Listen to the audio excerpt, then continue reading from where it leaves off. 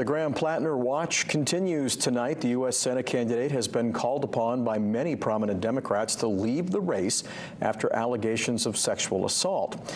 Today, we learned the Platner campaign is asking for feedback from supporters and volunteers. In an email sent out Wednesday, Platner campaign manager Ben Chin linked what they called a 48-hour survey asking recipients to answer two questions. What message do you have for the Democratic Party, and what message do you have for Graham?